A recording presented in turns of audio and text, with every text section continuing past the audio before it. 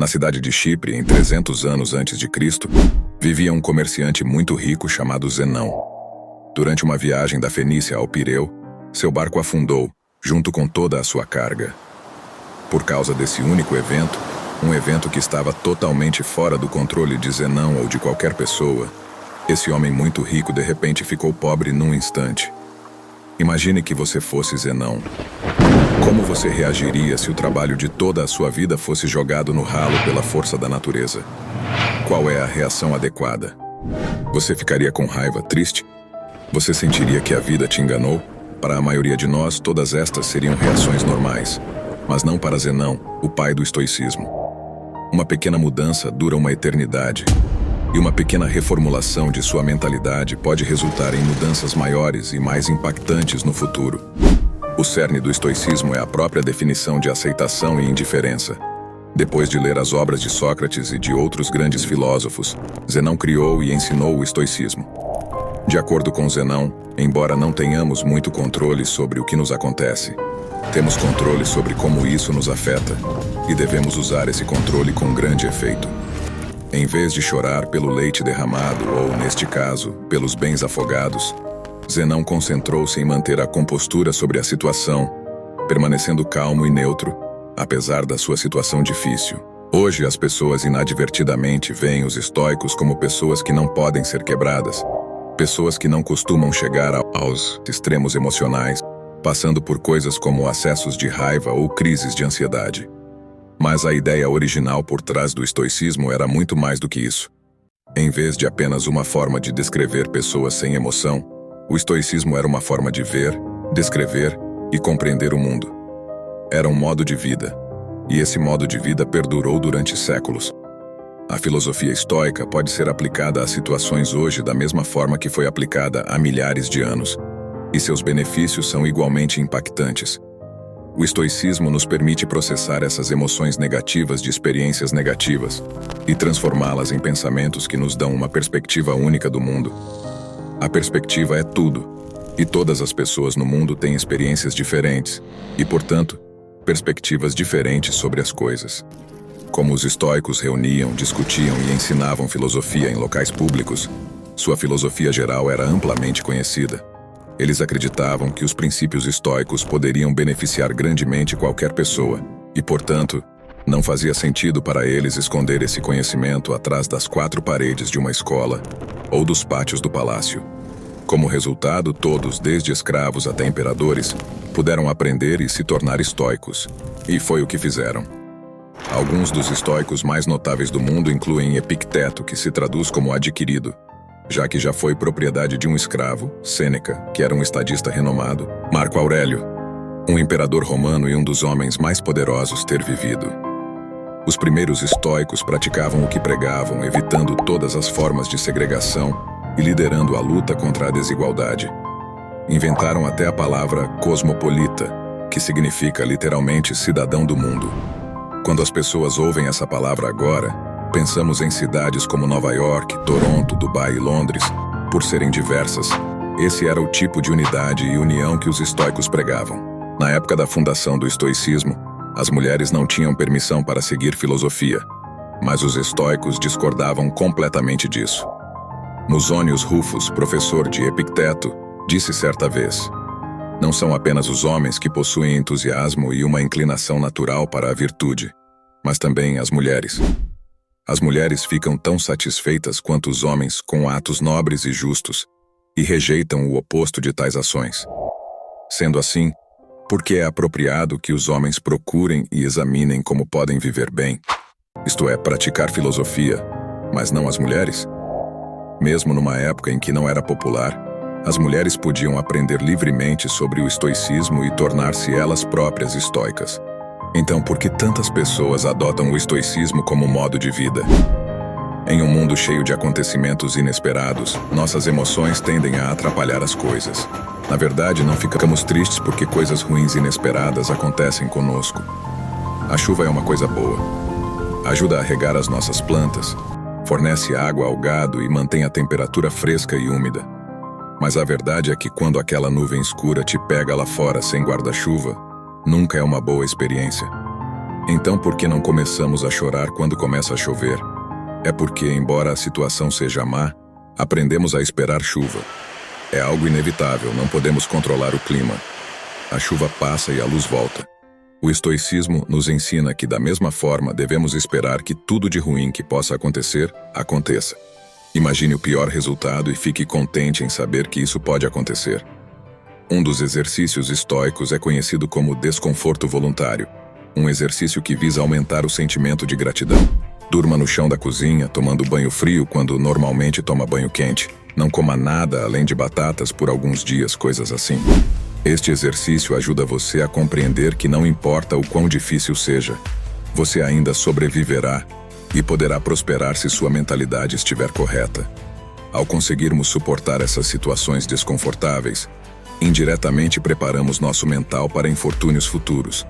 Com o estado atual do mundo, onde os anúncios são constantemente enfiados em nossas gargantas, somos levados a acreditar que, se não tivermos a próxima melhor coisa, não tivermos uma determinada aparência ou ganharmos uma certa quantia de dinheiro, nunca conseguiremos. Seja feliz. Esta mensagem é importante agora mais do que nunca. Entramos no mundo sem saber muita coisa. Crescemos aprendendo coisas em casa, na escola e observando o mundo por nós mesmos. A questão é que muitas vezes, todas essas três fontes de conhecimento nos ensinam de maneiras diferentes. A questão é, precisamos internalizar todo esse conhecimento? Se o fizermos, poderemos, sem saber, estabelecer expectativas irrealistas para as nossas vidas, deixando-nos, em última análise, desapontados e insatisfeitos. Isso não é maneira de viver. Em vez disso, deveríamos fazer as coisas por nós mesmos e somente por esse motivo. Anexar qualquer esperança externa ou apegos secundários às ações que realizamos quase sempre leva à decepção. Na maioria das vezes, acabamos tentando preencher esse vazio com coisas externas, gastando todo o seu dinheiro em um carro chique, uma casa ou até mesmo começando uma família. Às vezes, fazemos todas essas coisas pelo seu valor externo e não pelo seu valor interno. Mas o estoicismo ensina que, se você encarar a vida dessa forma, você coloca sua felicidade nas mãos de forças externas, forças que sempre podem falhar. Os carros quase sempre quebram, os desastres naturais destroem cidades inteiras e as taxas de divórcio aumentam cada vez mais a cada ano. Mas mesmo as coisas gratuitas da vida têm um custo. O custo do espaço, tanto físico quanto mental. Como Sêneca escreveu certa vez, aprender a viver com menos criará espaço em sua vida para as coisas que realmente importam para você. Em vez disso, devemos colocar nossa felicidade em nosso valor intrínseco como humanos e em nada que temos ou podemos adquirir fisicamente. Devemos optar por fazer o nosso melhor para manter a cabeça fria, independentemente do que a vida nos ofereça. Porque independentemente do que queiramos, no final das contas, não temos nenhum controle sobre a maioria das coisas que acontecem conosco, mas temos todo o controle sobre como reagimos a essas coisas. Essa é a dicotomia do controle, o princípio mais importante da filosofia estoica. Nas palavras de Epicteto, a principal tarefa na vida é simplesmente esta: identificar e separar assuntos para que eu possa dizer claramente a mim mesmo quais são coisas externas que não estão sob meu controle e que têm a ver com as escolhas que eu realmente controlo. Os estoicos ensinam que devemos aprender a separar o que podemos controlar daquilo que não podemos controlar. Precisamos determinar nosso valor, não a partir de coisas que não podemos controlar, mas a partir de coisas que podemos. Esforçar-se para alcançar objetivos é uma boa característica, mas desmoronar quando essas coisas não acontecem do seu jeito é, do ponto de vista estoico, inútil. Fazer vídeos no YouTube é, bem, muito mais fácil do que ser um imperador romano, mas às vezes ainda pode ser um desafio. Primeiro, você deve formar sua ideia, o que leva uma eternidade. Depois pesquisar essa ideia, descartá-la porque é uma merda. Começar de novo, fazer o roteiro do vídeo, criar o vídeo, editá-lo, fazer a miniatura, o título e tudo mais antes de clicar em enviar. Tudo até o momento em que você clica em upload depende de você. No entanto, depois de clicar no botão de upload, o poder passa para o algoritmo do YouTube. Ainda assim, muitas pessoas julgam o sucesso de seu canal no YouTube ou conta do Instagram com base no número de visualizações e inscritos ou seguidores que possuem. cujas métricas, em sua maioria, estão além do seu controle.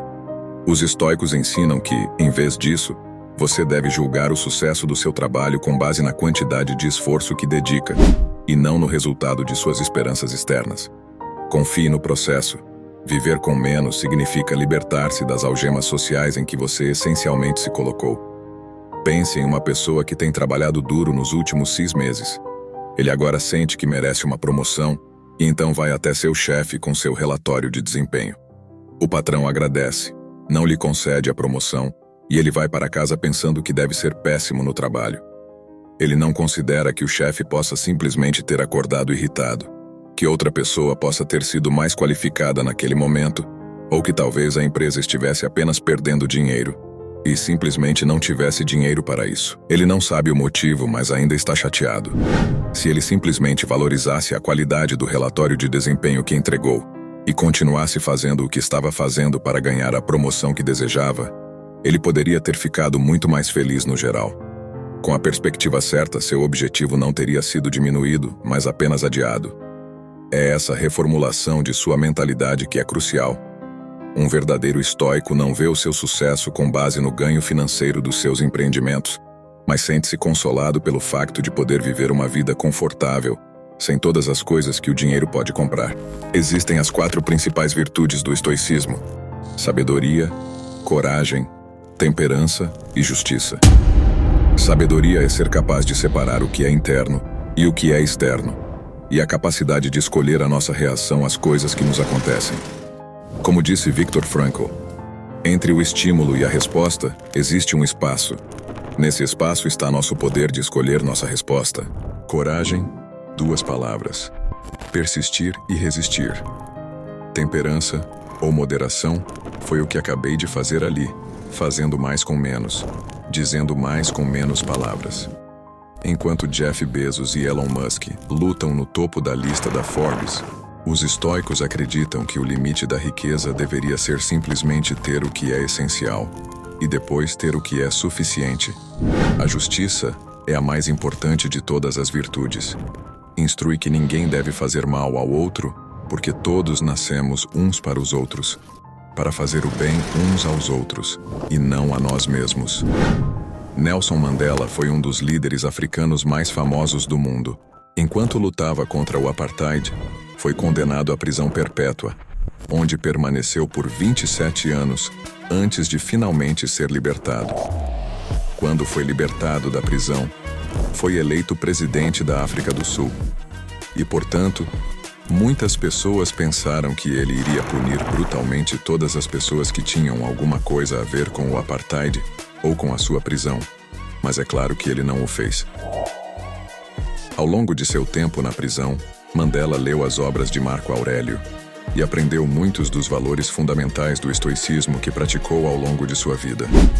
Em vez de apelar às cabeças dos malfeitores, Nelson Mandela exortou o seu povo a procurar o oposto, para relaxar e reconstruir. Ele sublinhou que o passado estava agora fora do seu controle e que a única coisa que podiam fazer era encontrar uma forma de avançar e construir uma nação melhor. Este é o caminho do estoico. Na medicina moderna, o estoicismo está no centro de procedimentos como a terapia comportamental emotiva racional e a logoterapia. O REBT ajuda os pacientes a identificar padrões de pensamento negativos que podem estar causando problemas emocionais e comportamentais. Ele permite que você desafie o raciocínio por trás de todos esses pensamentos negativos com a lógica, e quando perceber que muitos deles são infundados, poderá substituí-los por crenças mais produtivas e saudáveis. A logoterapia, por outro lado, baseia-se no princípio estoico de que os humanos são movidos por um propósito. Mesmo nas situações mais sombrias, podemos encher nossas vidas de significado e felicidade simplesmente descobrindo qual é esse propósito. Como muitos de nós sabemos, é mais fácil falar do que fazer. É um processo, assim como todo o resto. Temos que religar a maneira como pensamos. Fora com o velho, entre com o novo. Para resolver nossos problemas com felicidade, devemos praticar a autoestima. Ao redirecionar a nossa definição de valor para as coisas que podemos controlar, Podemos parar de nos fixar nas coisas que não podemos controlar e, em geral, podemos levar uma vida muito mais feliz e gratificante. O estoicismo nos ajuda a navegar através das tempestades passadas e presentes para águas mais calmas e pacíficas. E se o nosso navio afundar e todos nós nos afogarmos, podemos ficar tranquilos com o fato de termos vivido uma vida boa, embora não tanto quanto esperávamos. Porque lembre-se, tudo tem um fim. Neste vídeo, aprendemos como aplicar os princípios do estoicismo à nossa própria vida. Aprendemos como podemos nos tornar mais resilientes, felizes e realizados. O que você achou desse vídeo? Deixe seu comentário abaixo e conte-nos o que você aprendeu. E se você gostou, não esqueça de dar um like e compartilhar com seus amigos. Assim o YouTube sempre te mostrará os próximos vídeos. E veja o link fixado nos comentários. Até a próxima!